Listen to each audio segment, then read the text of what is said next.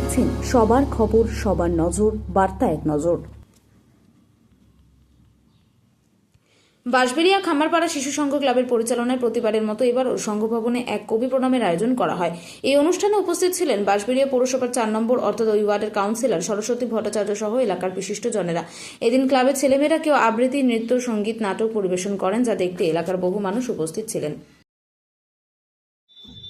খামারপাড়া শিশু সংঘের পরিচালনায় প্রতি বছরের ন্যায় এবছরও আমাদের কবি প্রণাম অনুষ্ঠানটি অনুষ্ঠিত হচ্ছে।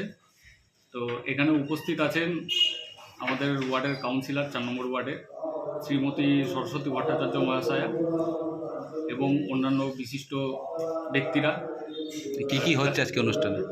আমাদের আজকের অনুষ্ঠানে আবৃত্তি, নাটক, গান ও নৃত্য পরিবেশন করছে ক্লাবেরই